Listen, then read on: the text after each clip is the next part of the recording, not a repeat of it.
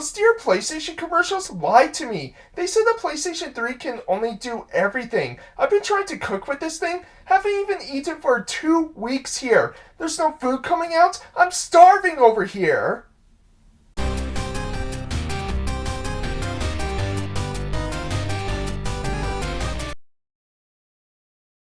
Hey everyone, how's it going? Total Level here with another collection video. Yes, we're covering my PlayStation 3 games back here. All like 90 or so of them. So yeah, this has been a long time coming. I've been working on this collection video for the last few months. Been kind of going off and on working on it, right? But yes, it's finally here and a lot of work went into this. So I really hope you all appreciate that. And yeah, if you like these collection videos, be sure to leave a like and subscribe to see more. Check out some of my other ones like the Switch collection and the DS ones. So yeah, we're going to cover all these, doing gameplay, showing gameplay for each and every one, but few notes to just keep in mind. So first, I'm going to do this in alphabetical order. So we're going from A to Z and everything. I want to do it this way because previous ones I put them in certain categories like first party games, RPGs, shooters, whatever, but because I have a wide variety of different PlayStation 3 games here, that I figure it'd just be easier to organize it this way, see how it goes and everything like that, though we'll be starting with a number to kick this collection video off. So that's the first thing. The second thing is, if a game starts with, say, the word the, I'm just going on to the next letter. So, say, the Saboteur, we're going to have Saboteur in the S column rather than T, just so you know. While Tom Clancy games will still be under T for Tom Clancy. And the other thing, too, is, like, for games like Final Fantasy 13, I have the 3 games, but because the third game is called Lightning Returns Final Fantasy 13, I'm still going to put in F just to keep the Final Fantasy 13 games all together. And yeah, it'd be also the same with, say, Dragon Age Origins and Dragon Age 2, because 2 would be alphabetically ahead of Origins. I'm just going to talk about Origins first before Dragon Age 2. So yeah, just keep that in mind. Then 2 other things is, one for the collection compilation games. There's a lot here, and because it took a long time to record gameplay for each and every one, some of these collection games, I'm just going to show 1 or 2 games rather than every single game.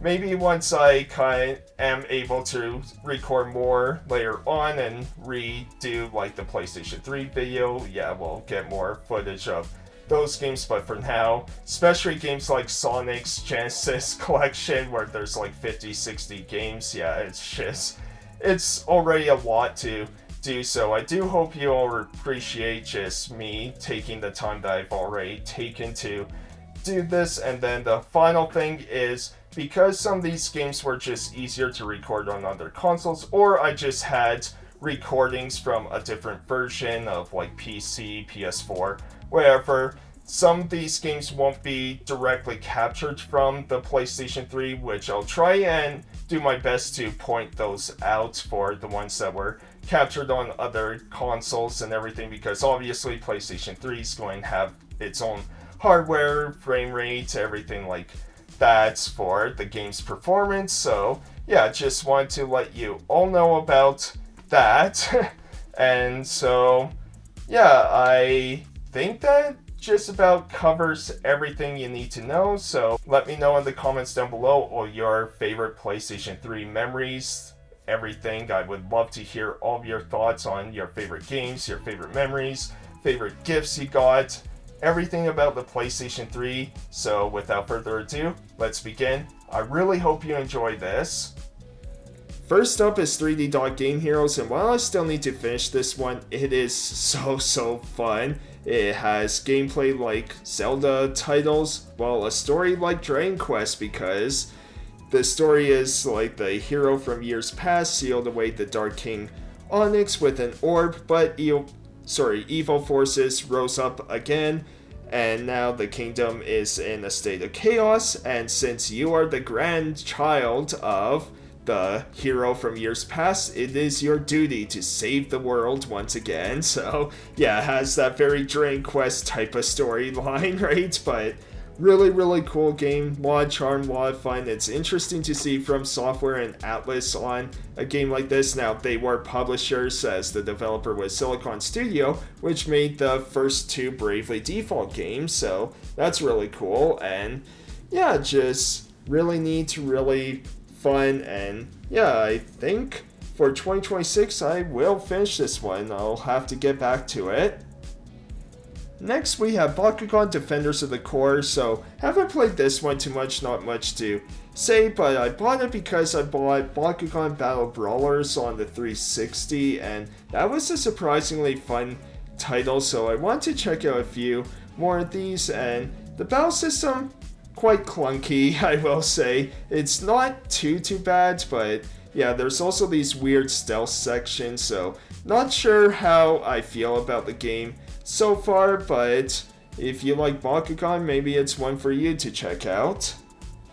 Next is Batman Arkham Asylum, one of the best games ever. These Batman Arkham games were just really great from Rocksteady, as yeah, you're sending Joker into the asylum, which he kind of wants to happen, and he kind of lets all the prisoners free, so now there's chaos within Arkham Asylum, so Batman must round up all the villains, all the, criminals out there, and save the people from, the Joker and all these other villains.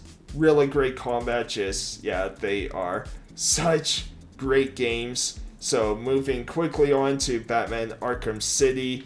This is just the perfect Batman game, having this open world where Arkham is in a complete state of chaos, and yeah, just being able to explore, and a lot of cool boss battles throughout too. But yeah, both of these Arkham games are fantastic. Highly recommend if you haven't played them. Now, footage you're seeing for both of these are the PS4 remastered versions. Then we have Batman Arkham Origins, which yes, I did capture this on the PS3, and this one's highly underrated. It's not made by Rocksteady, it's made by Warner Brothers Montreal, and I thought they did a solid job. Yes, the combat isn't quite as polished as Rocksteady's version, and there's changes to the voice actors, but it's a pretty solid Batman title too, highly underrated. It's a lot of fun, and yeah, I really enjoyed all of these Arkham games. Next is Battlefield 3. So this one I got in one of my mystery game box subscription services when I used to subscribe to them. But yeah, Battlefield games are kind of like Call of Duty games to me now. I like playing through the campaigns, but not too much the multiplayer anymore. Used to love the multiplayer, but yeah, not so much anymore. And Battlefield 3, I remember being quite fun for the campaign, and yeah, just a little bit I played. You start off at like this train, and yeah, there's a lot that goes on, a lot of explosions. It's pretty fun and cool, and very cheap, so if you want to just play it for the single player, I don't think it's that bad. Then we have Bionic Commando. So this is both kind of like a reboot, but also a sequel to the original Bionic Commando, and uses some elements from the 2008 game Rearmed. But this was an era where we saw a lot of these games whether they were reboots or just sequels, that they would change the characters so much to be edgy and things like that. And yeah, definitely a very unlikable main character of Nathan Spencer here, but overall I don't mind the game. The gameplay takes a while to get used to with your bionic arm, but isn't too bad. I know a lot of people don't like this game, but for me, wasn't that bad. It was okay. And then we have Call of Duty Black Ops. So Again, this would have been a subscription service when I got this game, and Black Ops games are usually pretty fun for the campaigns anyways. I think the 4th game never had a campaign. 3 or 4, I can't remember, which was kind of weird, but yeah, that's kind of all I really play Call of Duty these days for, is the campaign. And even for newer ones, I can't remember the last time I really played a new Call of Duty game, but you kind of know what to expect with a lot of these titles. Next, we have Castlevania Lords of Shadow. So this was a reboot of the Castlevania series and was a pretty fun one where Gabriel is sent to go to the Lake of Oblivion to try and attain the Lords of Shadow's power to save the world. And yeah, it's not too bad of a game. Not my favorite Castlevania games, like those 2D ones are always going to be amazing and everything, but this was a solid attempt. Now, Lords of Shadow 2, unfortunately that one wasn't nearly as good, but this one, not too bad. Next, we have Dante's Inferno Divine Edition, though you're seeing the footage on the Xbox Series X backwards compatibility, and I need to play more of this. I only played a little bit to capture gameplay, but it is a lot of fun, very God of War, like old God of War games, and yeah, just having Dante being condemned to hell for his sins, so going through those 7 deadly trials and the sins, right? But really cool, and yeah, I'll need to play a lot more of this, but yeah, there's not too much I can say about this game, just it's pretty cool so far. Next, we have Dark Sector, which I rebought on the PS3 as it was very cheap. I have this on the 360, but yeah, I like to do this every now and then, especially if a game is cheap, because yeah, if I enjoyed it, it gives me another excuse to replay these games as yeah, I remember this one being kind of fun, third-person shooter where you get this boomerang type pinwheel weapon that yeah, slices a lot of people up and is really fun to do. So basically the military is fighting against people who have undergone extreme mutations and have gained abilities. So yeah, it's kind of interesting story as well with this infection happening, and yeah, it's not the greatest game by any means or anything, but it was fun for what it was, and a little bit I played, yeah, it was kind of fun to just revisit this one again. Next, we have Dark Void, and once again, the footage was captured on Xbox Series X, where the game takes place before World War II, where main character William is transported into another world known as the Void, voiced by Nolan North, which he voiced a lot of characters during Gen 7, I think, because I'm thinking this game, there's going to be a few other games upcoming that he voices in, as well as the main character.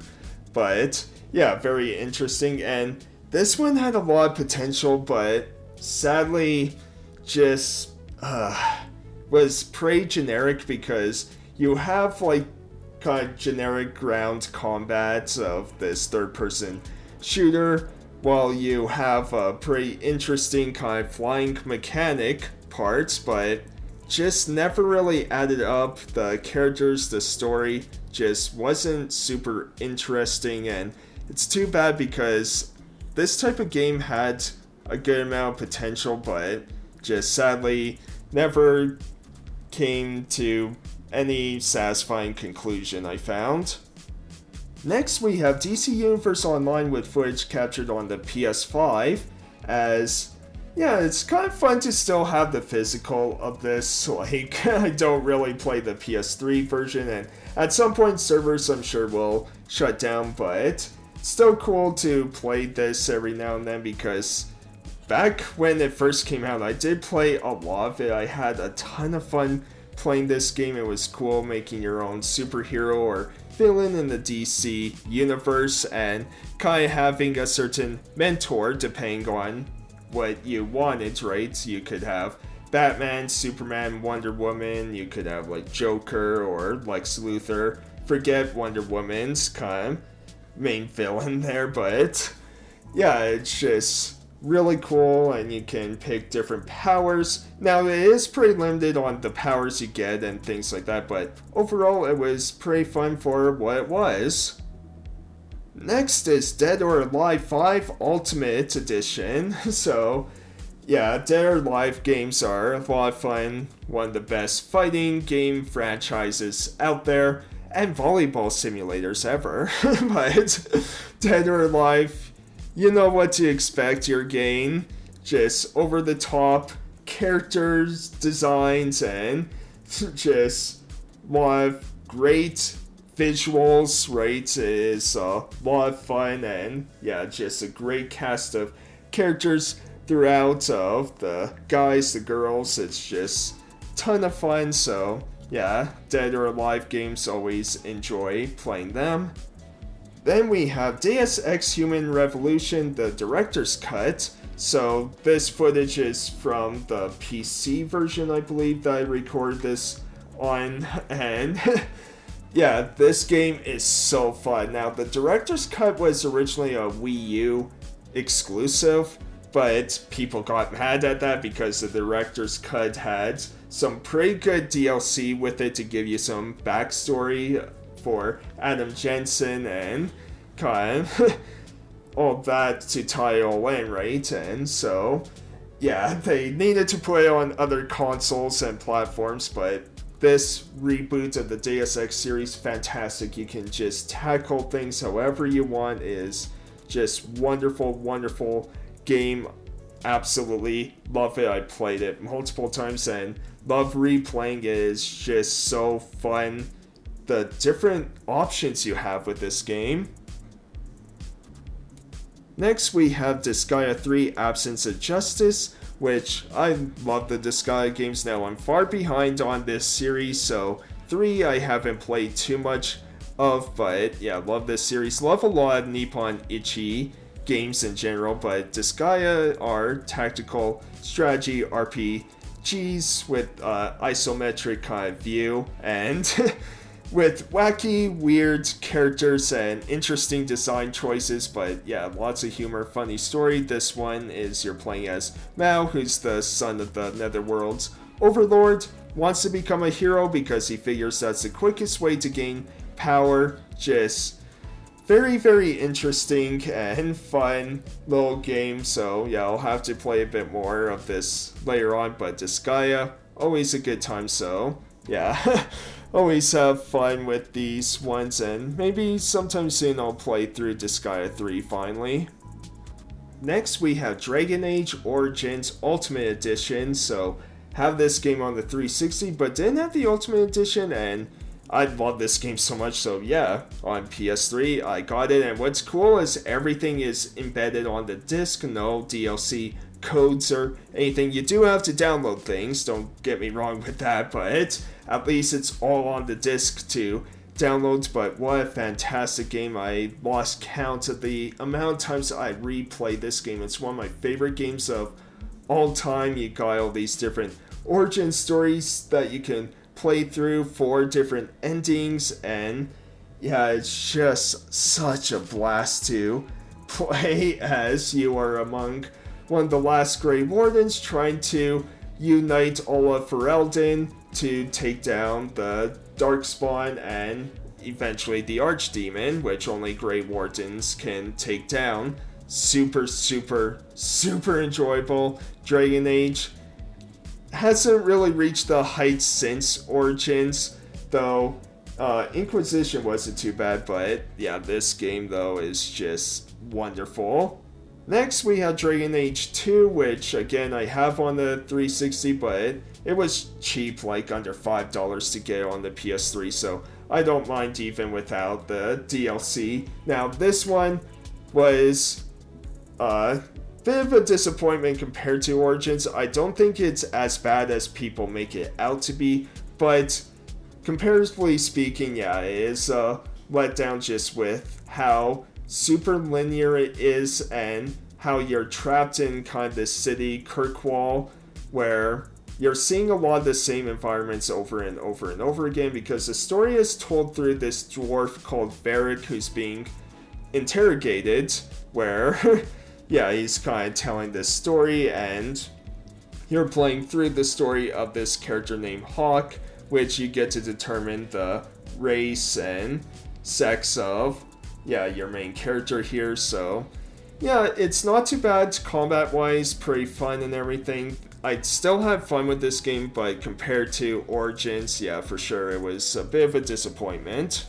Next, we have two games here of Dragon's Dogma and Dark Arisen.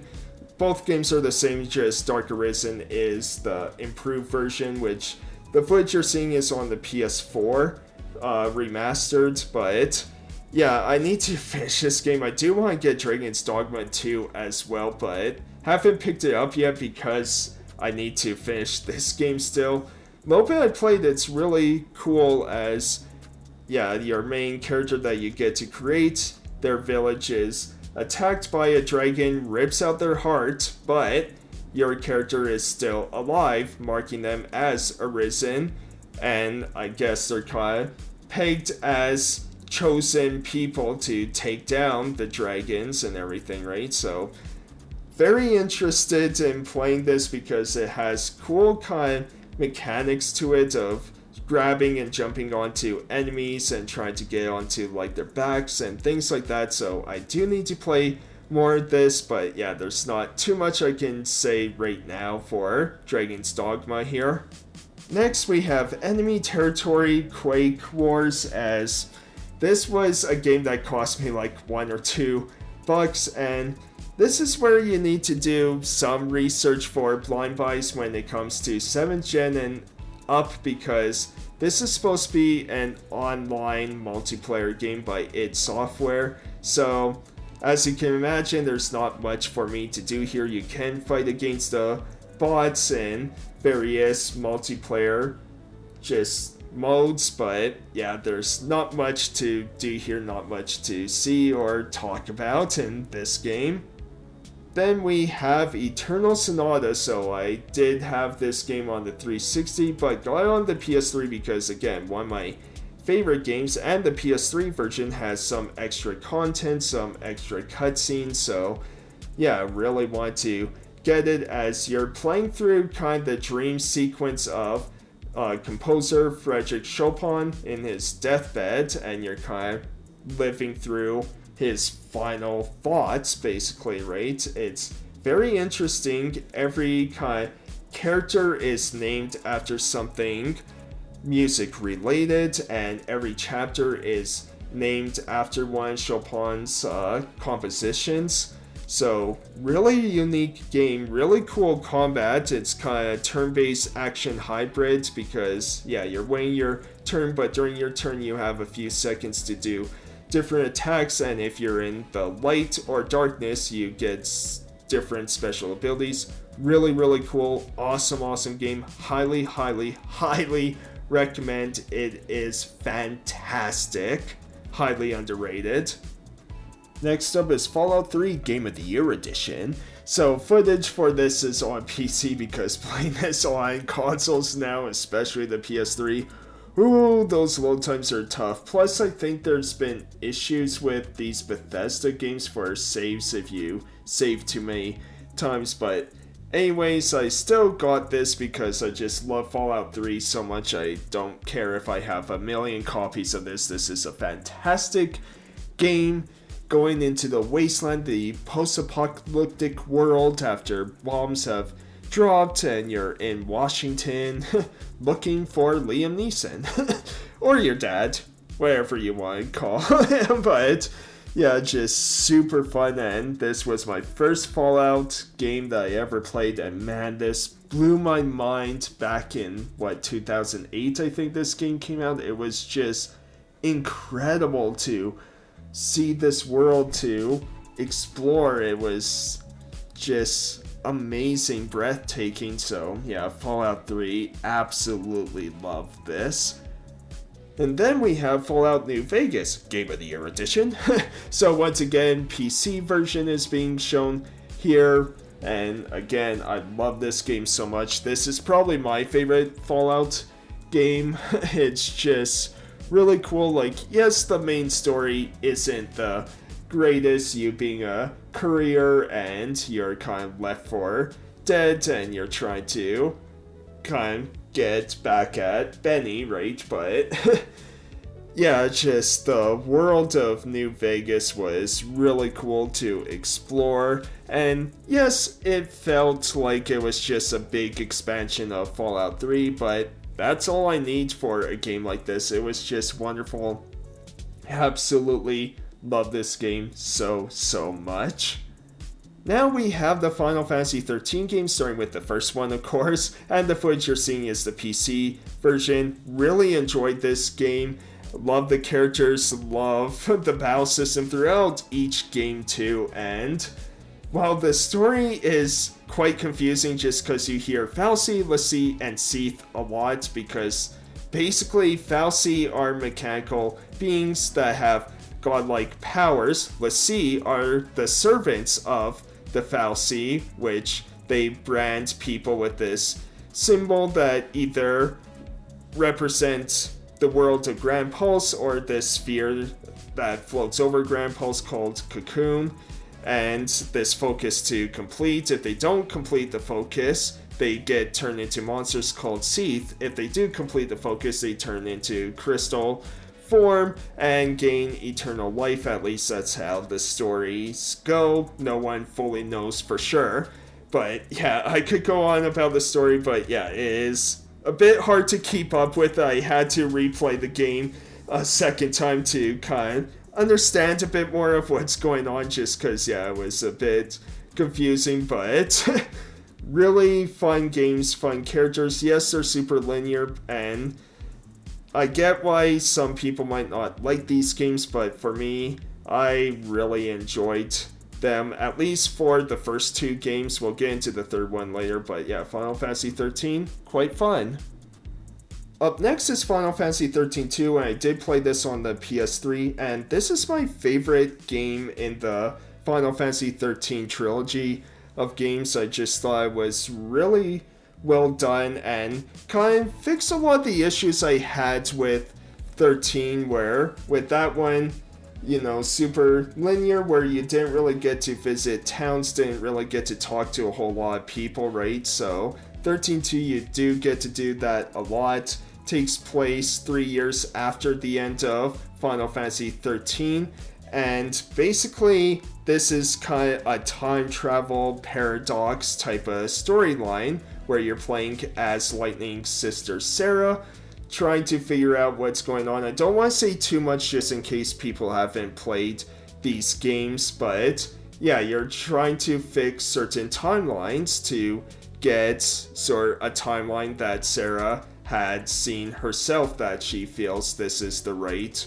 one, right? So yeah, and she's getting help from this man named Noel Kreis, and yeah, a lot of fun. You're playing as just those two characters plus a third member, which is a monster you can kind of capture to add to your party and fight alongside with. So super fun, super enjoyable game.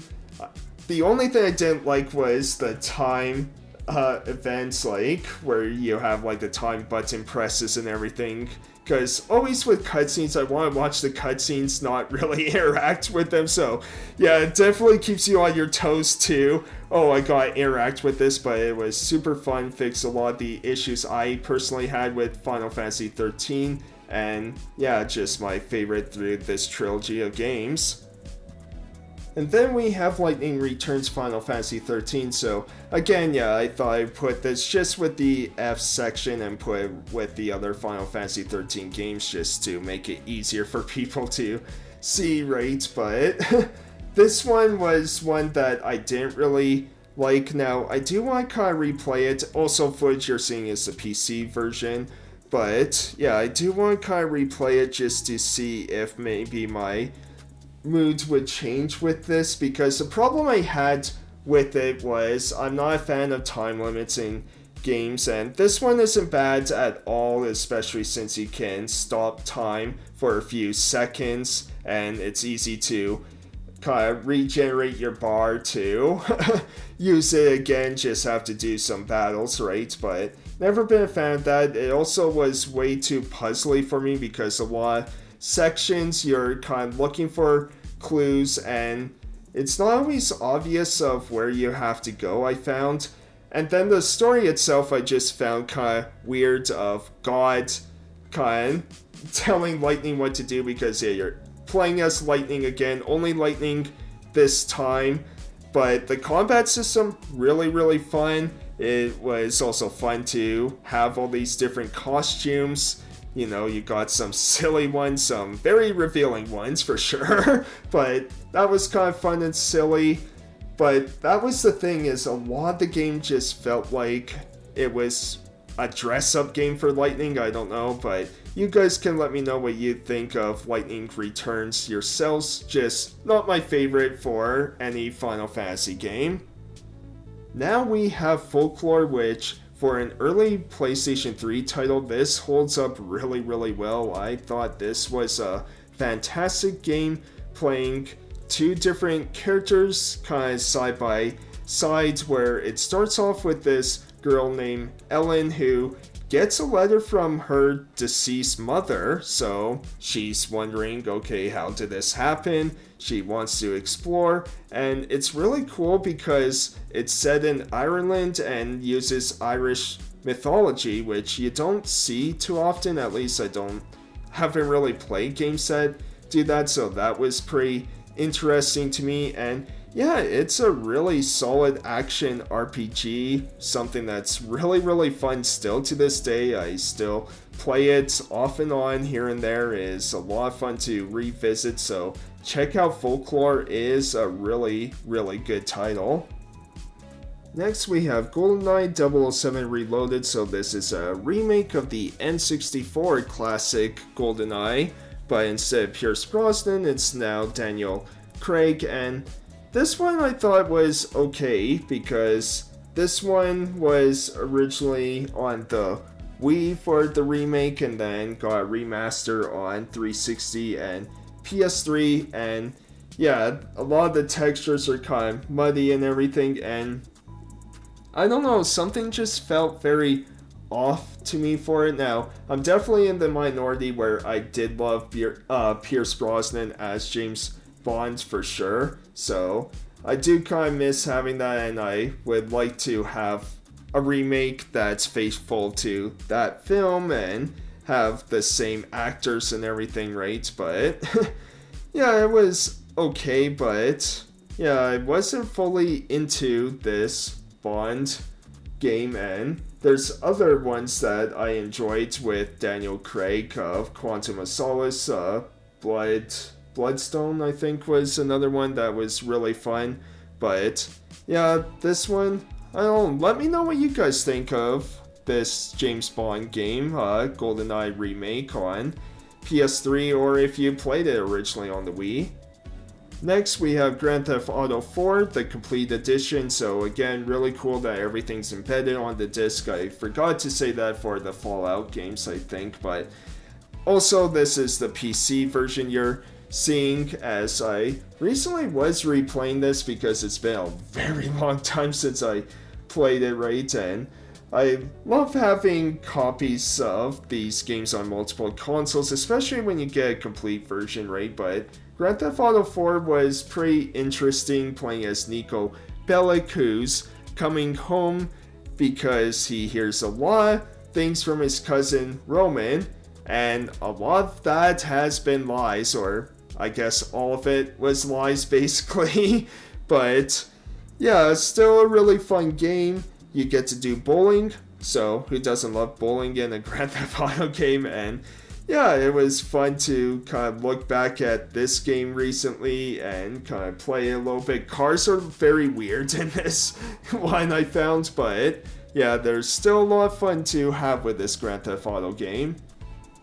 Next we have the Guided Fate Paradox. So this one I both like and get frustrated with because it is a roguelike experience. But I love the story and humor in it because it's another Nippon Ichi game, and yeah, it's ridiculous because you're this guy who's completely down on his luck. He's always unlucky, but some cute maid girl outfit person kind of convinces you to try a lottery. You win the lottery, and your reward is to become God. So yay, you're God now. So yeah, you're listening to everyone's prayers, trying to help them. The first person you're trying to help is Cinderella, and it's hilarious. It's so funny, the things she said, because she's fed up with everything. It's just a fun experience, but because it is roguelike, it can get quite frustrating with how the game mechanics work. But overall, quite enjoyed this one. I still haven't beat it yet, so we'll see. But yeah, it's a very silly title.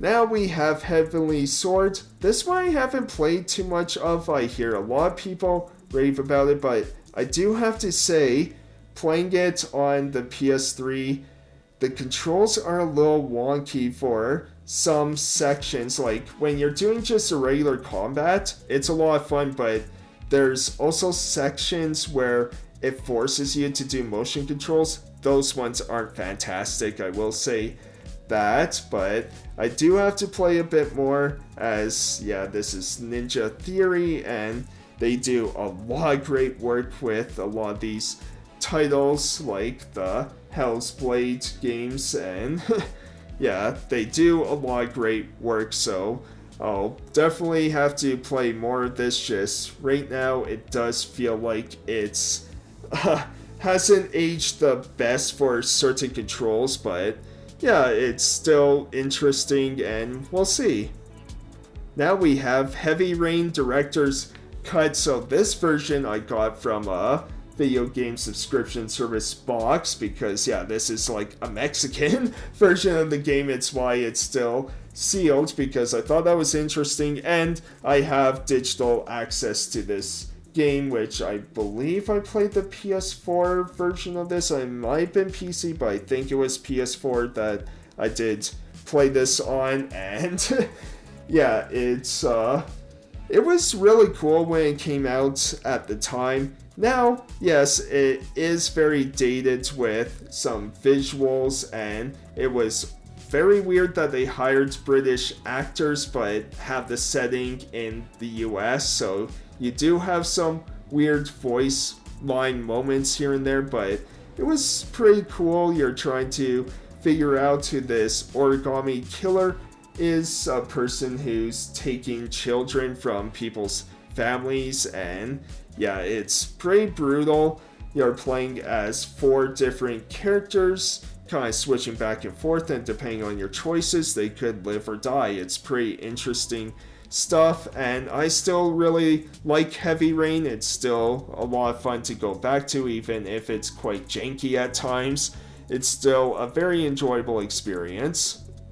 Next we have Infamous, which I love this game. This was such a cool title from Sucker Punch. I do miss them doing Sly Cooper, but hey, it's still cool that they're trying new little things, and hopefully Infamous comes back again, because this was like a original superhero type title, because you're playing as Cole, who has this electric ability, right? Can just zap people, and you have a morale system of good or evil kind of karma moments, right? So really fun and interesting.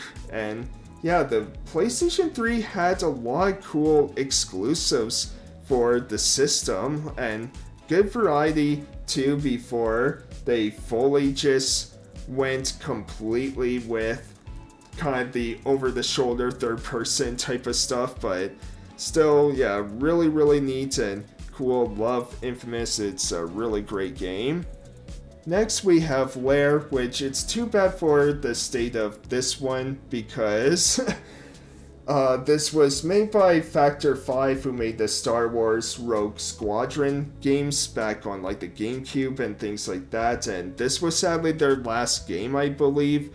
And a lot of it is because of what Sony kind of forced for this game was motion controls with the 6-axis controller, right? And it just didn't work. Later they would patch it so that you can use the actual thumbsticks for the game, but the damage was already done, and it's too bad because this was a pretty cool game. Now, I didn't finish it yet, but I mean, you are attacking people with dragons, so how cool is that, right? It's very neat. Now, frame rate, yeah, there's definitely issues with that. This could use a remaster of some sort, but sadly, we're probably never going to see it, and we might not see games like this again. It's just, it makes me sad because it's a really cool concept. Now we have Little Big Planet Game of the Year edition, and yeah, this was Sony's flagship title platformer for the PlayStation 3, and really cool game. Lot of ambition of having players being able to create the type of levels they want, right? Having a lot of freedom that way, but I think overall as time went by, it just didn't quite have the same appeal as a lot of your Nintendo platformers, right? So didn't quite stick forever, but it was still really cool to see, and Sackboy, a lot of fun. And then we have Little Big Planet 2, so yeah, I got the collector's edition for this, which come with like bookends and Sackboy plush, and this one was even more ambitious. It gave you a lot more different tools, and with this one, people created some really amazing levels. Like, there were amazing levels in the first game, but the second game had even more freedom of people creating little arcade experiences, mini RPGs, things like that. But again, I think the appeal just wasn't quite there yet, but it was still really cool to see for sure. And yeah, love Little Big Planet. Now we have Lost Planet 2, which these Lost Planet games were quite interesting. Now the footage you're seeing is on the Xbox Series X, but only physicals I have are the PS3 ones, which it's always interesting because, yeah, I don't know how I end up with some of these digital titles on some of these systems. I'm just like, oh, I have this, okay, cool. But yeah, this was a interesting title because this one really pushed multiplayer this time. It wanted you to play through the campaign with other people, right? Which you can play the game by yourself, but yeah, it's very clear they want you to play with others. And yeah, it wasn't too bad, but I felt like this series really just, it had a really fun, interesting first game, and each entry kind of just got worse and worse. And then yeah, unfortunately the series don't really hear too much about, because yeah, Lost Planet 3 now is more of a campaign narrative driven game where you're playing this story of character Jim Payton, where you're kind of playing flashbacks that lead up to the events of the first game, so you're kind of just learning what he did and how this whole thing kind of started, which yeah, this one I was kind of playing a little bit, and it wasn't too bad. Again, footage on Xbox Series X, I was kind of intrigued, and playing it on there isn't that bad because I do remember this game got a lot of bad reviews because of how poor the frame rate was. Of course, playing on Xbox Series X, like, you get big improvement on that, so didn't have to deal with that. So yeah, I'll have to see if I will play more of this because I was kind of interested in it. But yeah, let me know what you guys think of the Lost Planet games. Next we have Marvel Ultimate Alliance 2. So quite enjoyed these games, these isometric style top down beat 'em up kind of games with light RPG elements to them, right? Now you get many different Marvel characters to play as, though they all kind of play bit similar to each other, right? There's not much difference. Like, yes, they have their own special abilities and powers, but because of the gameplay style, every character is going to beat the enemies up pretty much the same way, right? But these are fun, goes through the Civil War story arc, and yeah, these are just kind of enjoyable. Now, I do have to play these games in little sessions because it is pretty repetitive, so I can't play these games for hours at a time, but every now and then it's nice to just play for about an hour here or there, take a break, and then come back to these types of games. But yeah, Marvel Ultimate Alliance 2, pretty fun.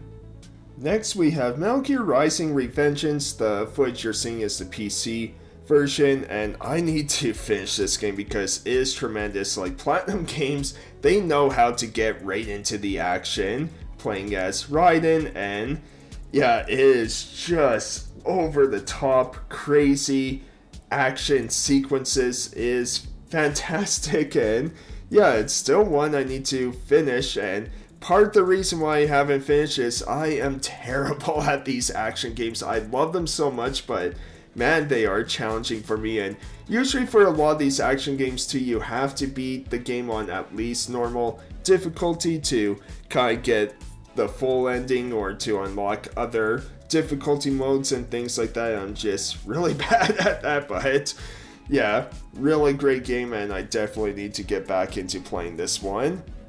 Next we have Metal Gear Solid: The Legacy Collection, along with Metal Gear Solid 4: Guns of the Patriots.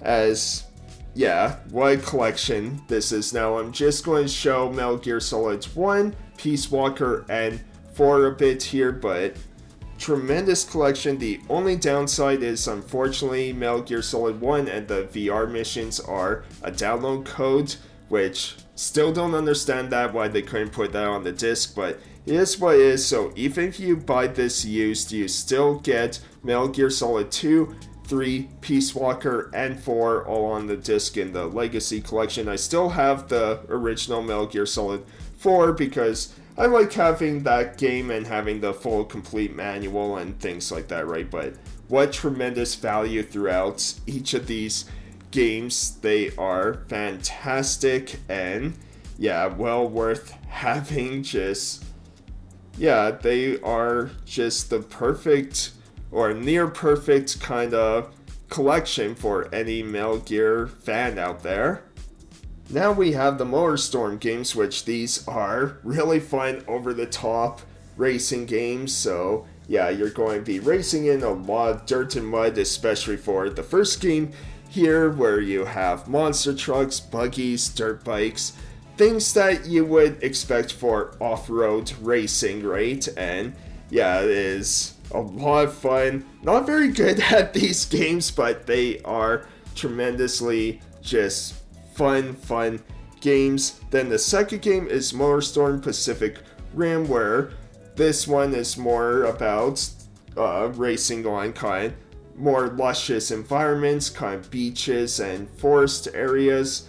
Really cool, and just yeah, again, they are fun. I just wish I was better at them. And then you have Apocalypse, which yeah, like the world is destroyed, you're racing and things are collapsing during different laps. It's really cool. All these MotorStorm games are just fantastic, really fun, and highly recommend all of them. They are just so good. Next we have Naruto Shippuden Ultimate Ninja Storm 3. Now the footage you're seeing is the remaster on PS4, which talk about a wonderful start to this game, because this was my first Naruto game. Never really got into the anime, but I was interested in the games, and this one was super cheap, so thought I would check it out, and then that got me into the whole series, why I bought the remastered collection trilogy on PS4 and other games, because man, this game starts off with this flashback of the ninja village being attacked by the nine-tailed fox, and what a battle it is. It's one of the greatest starts to any video game ever, and yeah, it's just tremendous fun. Like, yes, this is another kind of arena battler type of game, but it is well polished. It's really fun, and there's a good amount to do and a little bit of exploration between story segments, right? So yeah, these are pretty fun games, and yeah, I need to finish a good number more of them, but yeah, this is one of the best, I would say, for the Ninja Storm games. You guys can let me know if you played all of them though. Next, we have NHL 14. Won't talk about this too much because, yeah, annual sports title not too many people will care about, but yeah, this was like the last good EA NHL game, which is sad to see. Had a lot packed in here with revamped Be a Pro modes, GM connected, NHL live moments where you play the best moments of the previous season, and if the servers were up, you would play moments from the current 2013-14 season, and yeah, it's just too bad that EA doesn't care, so yeah, let's just move on. It makes me kind of angry with these annual sports titles. Next, we have Ni no Kuni Wrath of the White Witch, so excellent game. Footage you're seeing is on the PS4 remastered, and yeah, I love this game. I bought this game on like many different consoles because yeah, I have the PS3 version, I have the remaster on PS4, I have the Switch version, I bought the game on Steam too. It's just tremendous of having Oliver trying to save his mother while helping a bunch of other people out in this other connected world, because in this other world everyone has a soulmate, one that connects to someone in Oliver's kind of world, right? So just tremendous game, Pokemon type combat of collecting these familiars, and yeah, I love it. And of course Studio Ghibli did some work on this game too. Is just fantastic. Highly recommend. It's one of my favorite games of all time. Next we have Nier, and I bought this because one, it's super cheap, and two, it's kind of interesting, this version, because the original Japanese version, which we see later when we get the kind of remake or remaster of Nier Replicant, is the original protagonist is supposed to be a boy, but I guess because of certain feedback before this game got released outside Japan, they decided they made the main character kind of older, muscular man, because I guess people outside Japan didn't want to play as a boy, which it's just weird, I don't know. So basically, depending on the version, you're either trying to protect your younger sister, or in this case, your daughter. So yeah, it's kind of interesting. I kind of want to play both of this one and Replicant just to see the differences. I think the story is pretty much the same. It's just a few dialogue changes here and there. I'm not entirely sure. You guys can let me know, but it's just a very kind of interesting version I found. Next, we have the Orange Box. So what a collection this is now. Half-Life 2 is PC footage you're seeing, where Portal I did capture on the PS3. Team Fortress 2 isn't on here because the servers are down on consoles. Plus, I don't need to make a fool of myself right now anyways, but yeah, you still get 4 tremendous games here because you got Half-Life 2 plus Episode 1 and 2 of Half-Life 2, and you get Portal, which is an excellent puzzle game, and yeah, with a lot of memes, but yeah, what a tremendous collection. Again, like 7th Gen had some of the best collections out there. It was just amazing. Like, yes, there were a lot of remasters, but man, you got a lot of value out of these games, and yeah, just so cool. Just Valve needs to learn how to count to 3, that's all. And then we have Portal 2, the sequel to, well, Portal, as what a tremendous game. Lots of humor in it. Stephen Merchant as Wheatley, amazing. And of course the return of GLaDOS. The puzzles step it up once again having these gels now that do different things, like blue gel helps you bounce and orange gel lets you run fast, right? So you just got already a great game, and you amplify it, you find ways to just improve upon it. And once again, Valve, please count to 3, because Portal 3 needs to happen at some point. It's just too good of a series to end here. But yeah, this one is just so fun, and the multiplayer co-op campaign, tons of fun too. Next is Prince of Persia, which the footage you're seeing is PC footage, and you can tell that I bought this secondhand because this is obviously from a Madden box with the NFL logo on the cover there, but I don't mind. I mean, this game incredibly cheap, right? But yeah, this was a fun little reboot. You got Nolan North again, being the prince here, which, yeah, that was one of the big issues I had probably, is I love Nolan North, but they make him just do the same voice over and over, so yeah, his voice definitely doesn't match the setting here, but it is a lot of fun. Yes, it's easy because you technically can't die, but there are some tricky parts to it still, and yeah, it was a pretty fun little reboot here. I quite enjoyed this one. Then we have Ratchet & Clank Future, Kraken Time, so yeah, part of the Future kind of series here, where Ratchet and Clank are separated and yeah, trying to relocate each other. But really cool game, and usually I'm not big on puzzles or things like that, but this game had a lot of fun puzzles to it, especially the Clank parts. I was pleasantly surprised with this. You also have some space battles, which I know wasn't everyone's favorite, but I thought it was a fun little addition here, right? And yeah, this is one of my favorite Ratchet and Clank games. They did a really great job on this one. Next, we have Record of Aegis War 2, which I got the limited edition here. I would show you what's in the art book, but it's a little too spicy to show, so yeah, sorry about that. But yeah, this one comes with art book, some washcloth, and yeah, the game.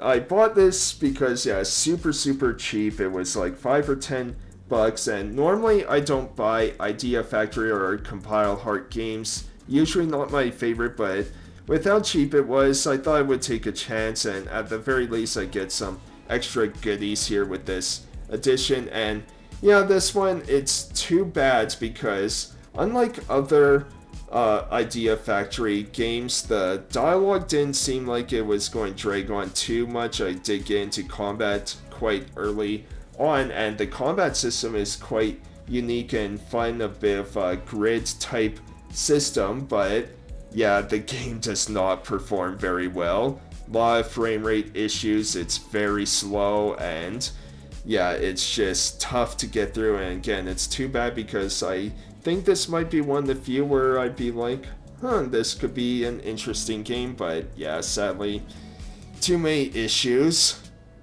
Next, we have Red Dead Redemption Game of the Year Edition, so one of the best open world adventure games ever, and I'm usually not one who's big on Western Wild West type of themes out there, but man, Rockstar did a tremendous job on this one, along with the second game. It also made me want to check out the original game of Red Dead Revolver. Not nearly as good, but it was still interesting to check out. And yeah, you're playing as John Marston, working for the government to round up his old gang. In exchange for doing that, he will get to live a peaceful life with his family. So he's doing this, trying to get on the government's good side so that he can return and just have a family life, right? Just, yeah, great characters, great action. Is a fantastic game. Love it so much. Next, we have the Resistance games, starting with Fall of Man here. So this was a launch title and Sony's flagship title for a while on the PlayStation 3, and really cool first-person shooter. Takes place in the 1800s where the Chimera invade Russia. Eventually they take over all of Europe, and in 1951 the US decides to fight back, so you're playing as Nathan Hale.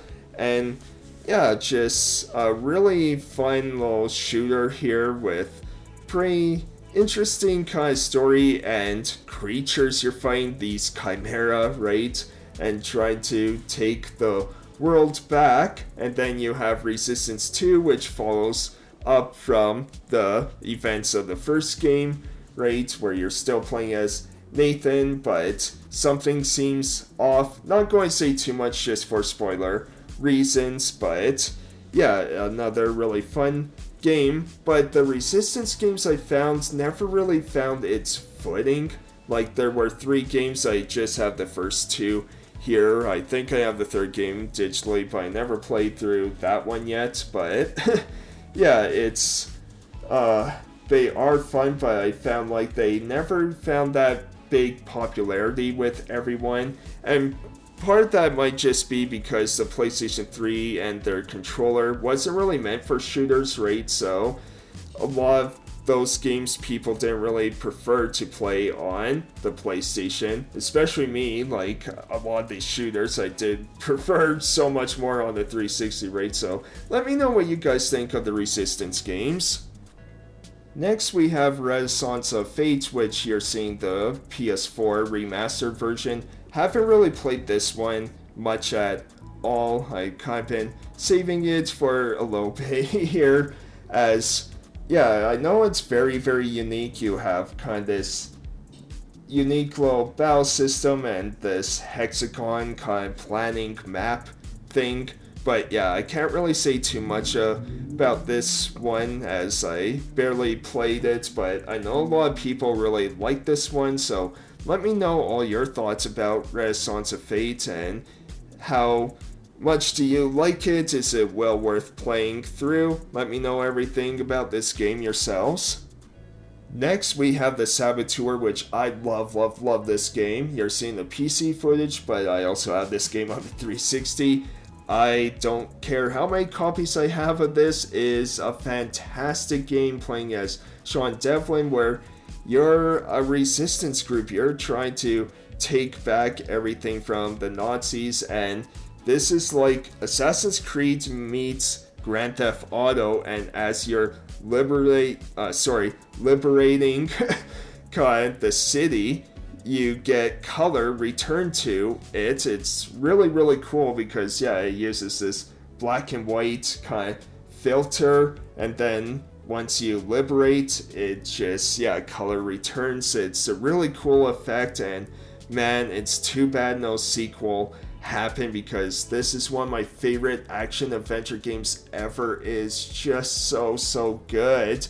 Like, seriously, if you haven't played this game yet and you love action adventure titles, you love Grand Theft Auto, things like that, you have to check this game out. Next we have Sengoku Basara Samurai Heroes, and sorry about mispronunciations or anything like that.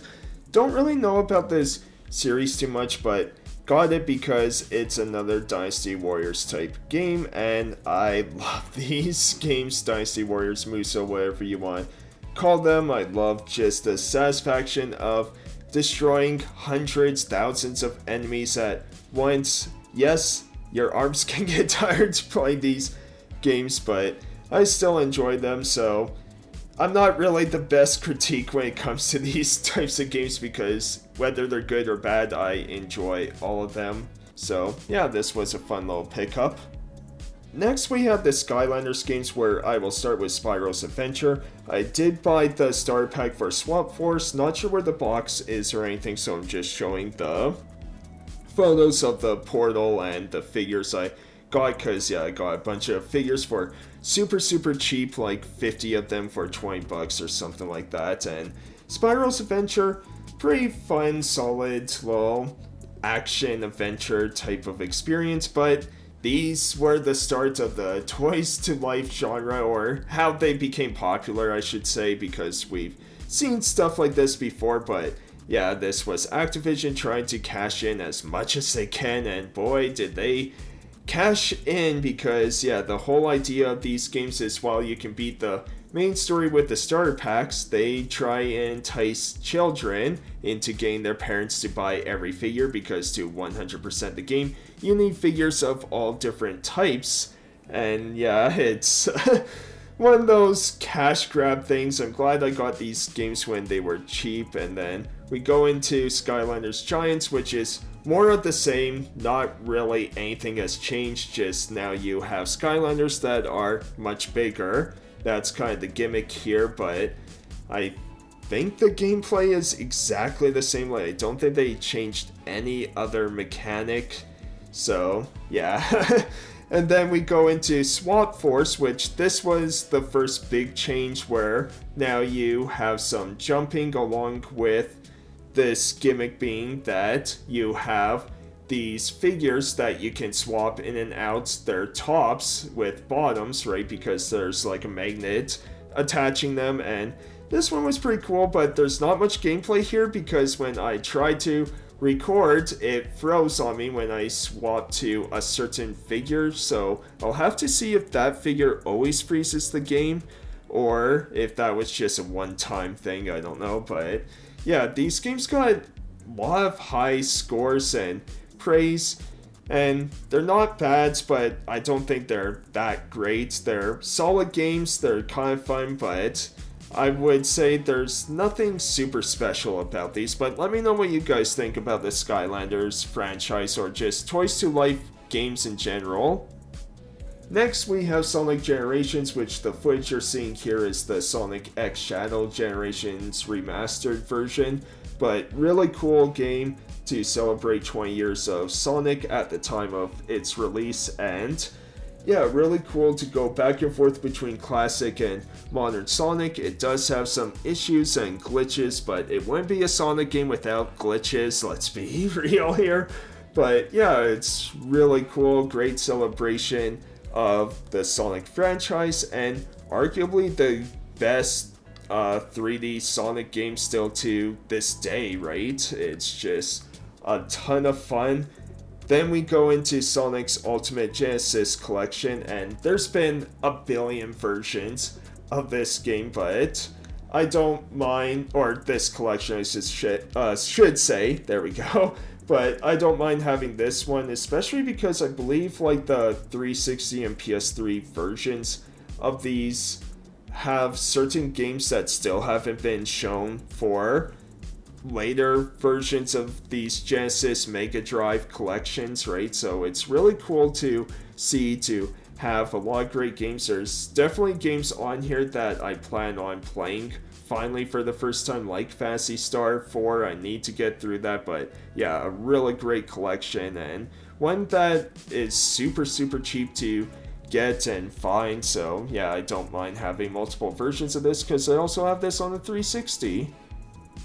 Next we have Soul Calibur 4. So originally I had this on the 360 and then sold the regular copy because I bought the collector's edition, so I kept all the stuff from the collector's edition, just sold the regular game. And then I know I rebought the 360 version at some point, but I also want the PS3 version because the guest characters here are Star Wars. So on the 360 version you got Yoda, and on PS3 you got Darth Vader, which is the only Star Wars character here that's not broken, because for Yoda, obviously he's way too short, so makes it very unfair to fight against. And then you also have the apprentice from Star Wars, Force Unleashed, and he's also broken, but Darth Vader is well balanced here, because yeah, you get Vader in the PS3 version. And yeah, Soul Calibur 4 was one of my favorite games in the series. I do like 3 the most, just because I love the RPG element to it, but the Soul Calibur games are among my favorite fighting game series, because they're also fighting games where I'm not good at fighting games, but these ones I feel like I at least have a chance more than a lot of other ones.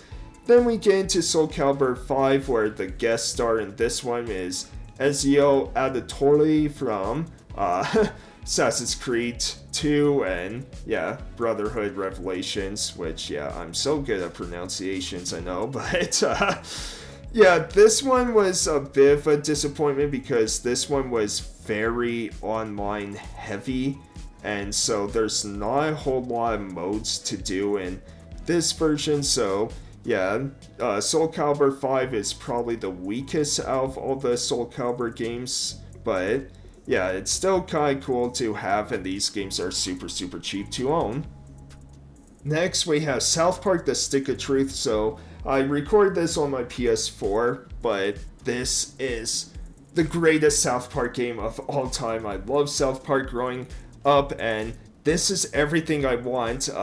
South Park game that feels exactly like the show, and having this RPG is just amazing. Like, Obsidian did an amazing job with this game, and yeah, it's just full of lots of humor, and yeah, there's definitely some of that South Park grossness to it in certain parts, but man, I was laughing out loud in this game. It's also the perfect length at around like 10 to 12 hours, something like that. Might be even be shorter than that, I'm not sure, but I know when I beat it, I'm like, man, that's the perfect length for this type of game. I love it, and when you get to Canada, man, is like the greatest part of the game. It's just so fun, so silly, where yeah, you're the new kid who comes into town, and yeah, you're playing with the other kids who are trying to protect the Stick of Truth, and yeah, just a lot of chaos happens. It's just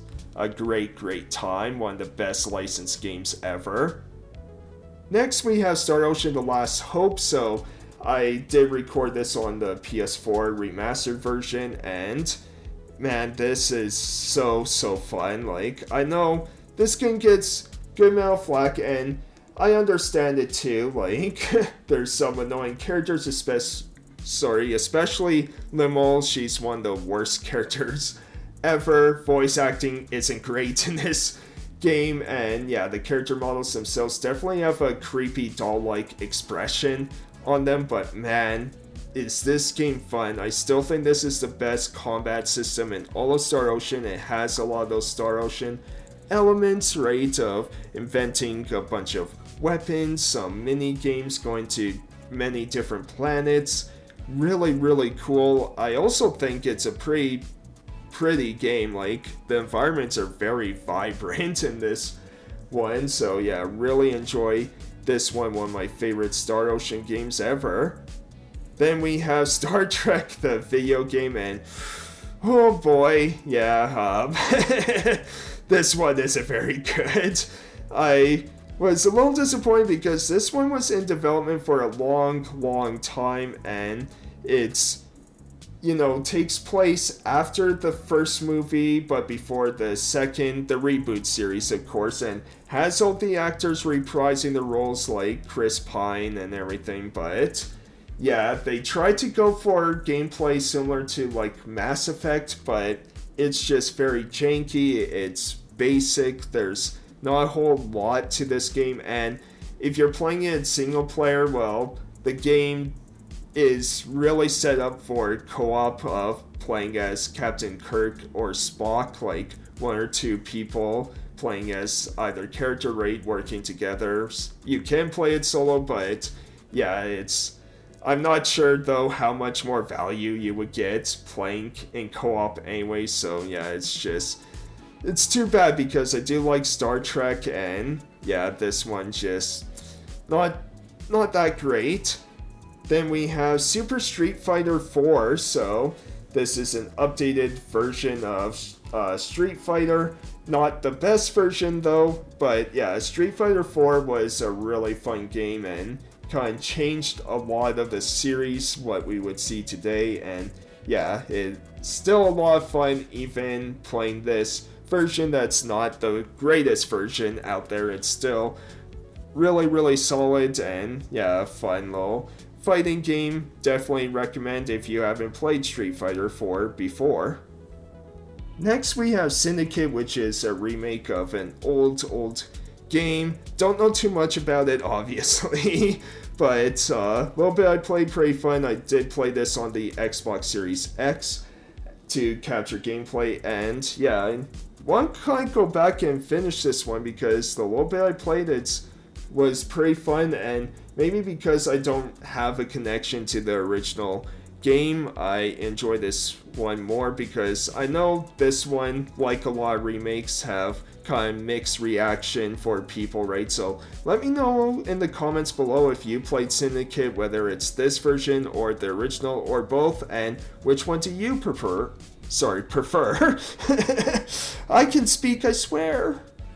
Next, we have Tales of Graces F, so just going to show the remastered version since I beat that version and got all the gameplay for that, so why not? And yeah, I love this Tales game. It definitely plays on a lot of those cliches because the whole story is it starts off with Asbel and his brother Hubert finding a girl in the field named Sophie, no memories or anything. Something happens during this childhood phase, and so it kind of fast forwards years later where Asbel joins the Knights in order to protect all those that he cares about, right? And yeah, it plays so many cliches, especially power, friendship, and things like that, but man, it's just a joyful game. Like, a lot of great characters, some good humor in it, amazing music, like one of my favorite soundtracks for any Tales game. It's just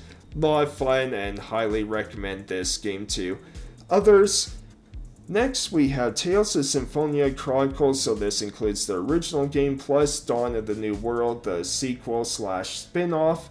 And yeah, talk about the first game first, so this one, a lot of people's first game, they have a lot of nostalgia for it. For me, I didn't really get to play this until this remastered version, and I do like it, but it is quite outdated by this point. But what's really weird about these remasters, because there was another remaster that came out not too long ago for like PS4, Xbox, I believe. I'm not sure if it came out on Switch, you can let me know, but yeah, all these are clocked at 30 frames a second, and so the original GameCube version is the only 60 frames per second game still, which is really strange to me, but it's still fun of, you know, the adventure of Lloyd and the chosen one, Chloette, and yeah, just, it's still an enjoyable game, but I do find it a little dated by today's standards.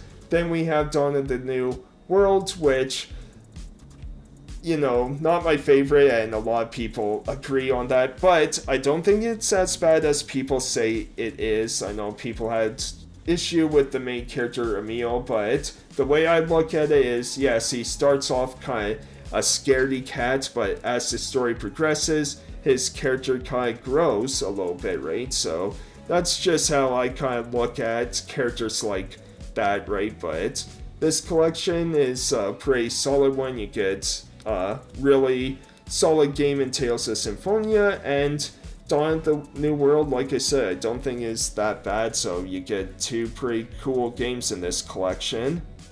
Next, we have the Tales of Exilia games, so we'll start with the first game, have the Collector's Edition here, which comes with an art book, soundtrack, and Mila Maxwell statue. I also can show you at least a page from this art book, unlike the record of Agris game. But yeah, I love this game, and again, showing the remastered because I'm currently playing that, so I have a lot more gameplay footage of that one than the PS3 version. And yeah, super fun. You have two different stories. You play as Jude Mathis or Mila Maxwell. The stories are all connected together. You get pretty much the same cutscenes, but you start off, or the idea is you start off with Jude first, and then you play Mila on your second playthrough to fill in all the gaps, because if you play as Mila first, it can be a little more confusing as to what's happening and everything. I know I made that mistake the first time I played, but if you play as Mila, it's not like the end of the world or anything, right? But yeah, really fun game, a lot of great characters, and trying to stop these people and using these Spyrexes, right? So yeah, really enjoyed that. Then we have Tales of Exillia 2, which is a sequel playing as Luger, and it is kind of weird that they didn't have a remastered collection for 1 and 2 out at the same time, because I'm sure we're going to get a remaster of this game pretty soon. But yeah, this one was pretty fun, but it has one very annoying element in it, and that's your debt. So basically, Luger accumulates like massive debt, and you are hounded for it like constantly. Every time you do a battle or you finish a quest, anytime you basically get money, you'll get a phone call and it's just like, oh man, let me just play the game already, right? So that's the only thing that was really annoying about it, because I do like this one, but yeah, that part was frustrating to deal with. But let me know what you guys think about the Exillia games. Next, we have Tom Clancy's Rainbow Six Vegas. So yeah, these are really fun, just semi-tactical shooters. And I say semi-tactical because there is a bit more leeway with these Vegas games, I find, than a lot of other Rainbow Six games. But yeah, I really enjoyed these now. Both of these Vegas games are going to see the Xbox Series X kind of footage here. Again, just easier for me to capture. If it's backwards compatible on that system, right, I can just capture them all at once on there. But yeah, it's just a lot of fun, and I do miss this series. I do miss this type of Rainbow Six experience, because now a lot of them are just very multiplayer heavy, and just the way they're set up, just not quite my thing. Then we have Rainbow Six Vegas 2, which is more of the same, which that's okay by me. Like I said, I enjoyed the first game, so yeah, I'm more than happy to have more of the same with the second game here. So yeah, both of these games are just a lot of fun, and yeah, like I said, I do miss this type of Rainbow Six game, this type of just, I don't know how to put it, because again, the way the multiplayer ones are set up now, it's like everyone's just bouncing around ADHD everywhere online, right? Where I want this kind of tactical experience. It's probably why we haven't seen a SOCOM game in years, right? So yeah, but let me know what you guys think of these Rainbow Six games. Next, we have Tom Clancy's Splinter Cell Classic Trilogy HD. Now, just showing the second game here, Pandora's Tomorrow. And let me know what you guys think about Splinter Cell, because when I played these games originally, had the GameCube versions, I really liked them. But playing this trilogy, man, like, I mean, I remember them being kind of tough because there are a lot of stealth, infiltration. You're not meant to kill people, you're not meant to be seen, otherwise you instantly fail, right? So that I don't mind, but man, it's just kind of a little rough to play, because the whole idea is you're using the environment to your advantage, right? But yeah, again, I would love to hear all your thoughts about these old Splinter Cell games, because I'm not sure how I feel about these original titles now.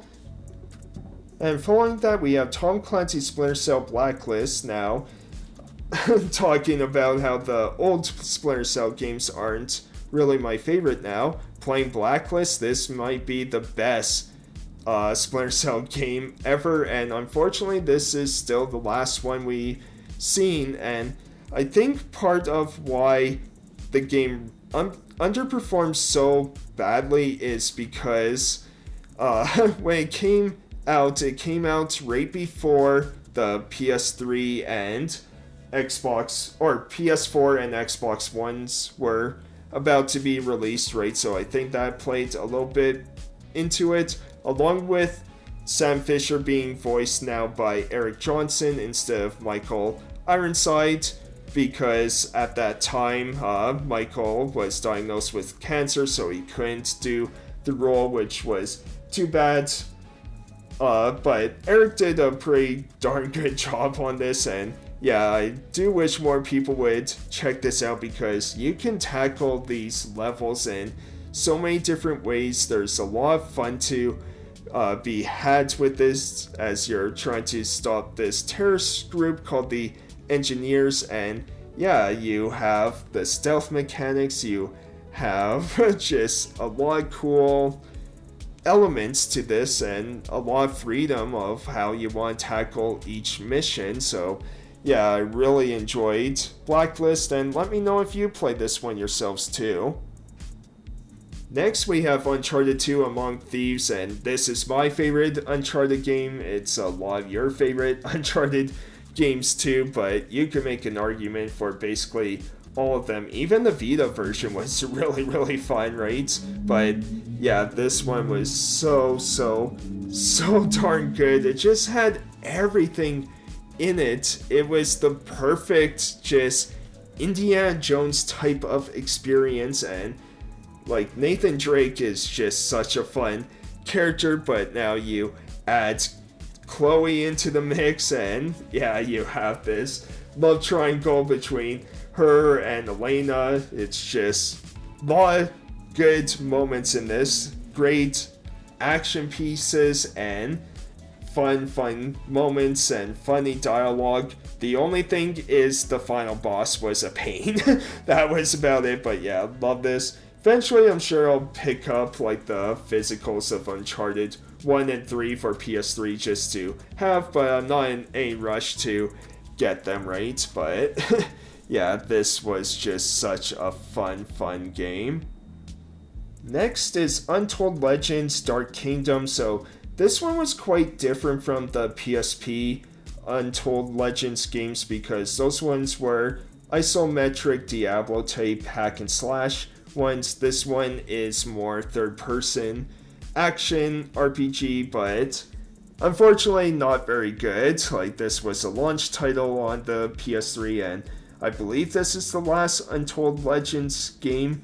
But yeah, it just it's slow, it's clunky, animations are weird in this, but let me know if you guys played this. I played a little bit of it, but I'm not sure if I'm going to finish it. I'm always undecided on games like this, but yeah, let me know what you guys think of Untold Legends Dark Kingdom.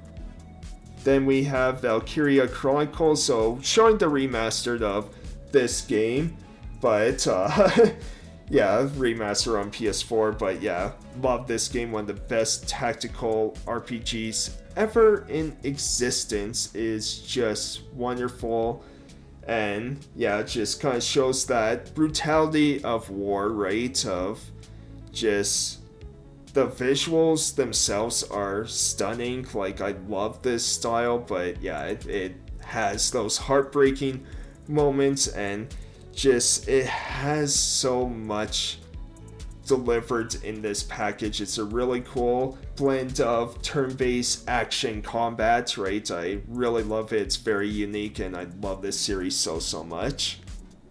Next we have White Knight Chronicles International Edition. So showing the remaster of this, which we'll get into why I'm showing the remaster of this, but yeah, this is by Level 5. Now, I haven't played too much of it. It's one of those games I'm kind of scared to play because I hear this is often cited as Level 5's worst game. Some people really like it, while others kind of found it very just boring or a big letdown, not the Level 5 experience that they usually get. So not sure about this one. I haven't played too much, just captured a little bit of gameplay, but you guys can let me know what you all think about White Knight Chronicles yourselves.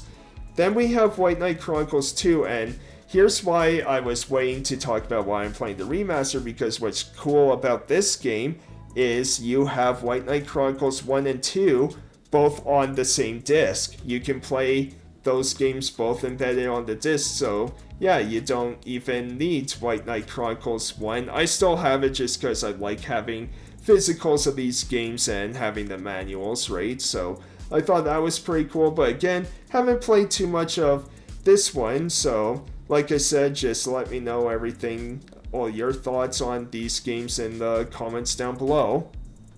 Next, we have WWE SmackDown vs. Raw 2010. So, got this because I really enjoy old wrestling games, and I really like these SmackDown vs. Raw games because this one especially, you got so much customization. You get to make your own storylines, wrestlers, characters. The biggest thing that sucks though is load times. Like, the load times are atrocious in these games, especially when creating your own characters, because you also have limitations of what you can do, like tattoos and things like that, but it's still a lot of fun. You get a lot of freedom, and for wrestling fans, really just enjoy these little games here. Next, we have X-Men Destiny, and yeah, I don't know about this one. This was Silicon Knights' last game because they tried to sue Epic Games over Unreal Engine 3 for Too Human, I believe, and then Epic Games countersued them back, saying they didn't have the rights to even use the license for the Unreal Engine 3, and yeah, so Silicon Knights lost the battle, and yeah, no more of a company, which, yeah, it's, I don't know, because after the GameCube, man, they just struggled with 7th gen. Now, they only put out Too Human and then X-Men Destiny here, and playing this game, man, it's just boring. It is such a boring game, so I'm not sure if I'll finish this one or not. You guys can let me know what you think of X-Men Destiny and Silicon Knights yourselves, but yeah, X-Men Destiny had potential, but yeah, I don't know, you got like 3 different storylines you can choose from and powers you get to pick, but it's not very interesting, unfortunately. Now we have Ryuga Gotoko Kenzin, which I know I butchered that. I apologize. I am so bad with these pronunciations, but yeah, this is a Yakuza game. This is why I'm saving it for this part of the video, but yeah, I got this because I just love the series, so whether they're imports or not, even if I never finish them, I just like having these games. So this is the first of 2 or 3 games where they did kind of the samurai or storylines, because the only one we got is Ishin, which was a remake we got pretty recently too, but yeah, can't really say what the story is or what's going on because yeah, I can't read Japanese, but it's cool to have, and it's fun because the PlayStation 3 is region free, which I'm not sure if everyone knows about that, just because PS1 and PS2 weren't region free, right? So yeah, I thought that was kind of interesting and it's neat to have. Next we have Yakuza 3, so which I'm showing is the remastered on PS4, which I'm very excited that soon we're getting the remake of this game, which that'll be really cool to have, and some extra content, because I do have a soft spot for the 3rd game here because this was my start of the Yakuza games. This was my first entry, right? And at the time I didn't know what was going on in this game, but now being able to have access to all the previous games can kind of understand it a lot more, right? Now, it's still not my favorite. It is a bit of the weaker title, and unfortunately the PS3 version is the weakest version because they cut a ton of content. They put that content back in for the remaster, but for PS3, yeah, it was they took a ton out of sub-stories and things that they didn't think Americans or other people would really get, right? So yeah, if you do get this game, either get the remaster or the remake, because yeah, this version is not the greatest to buy.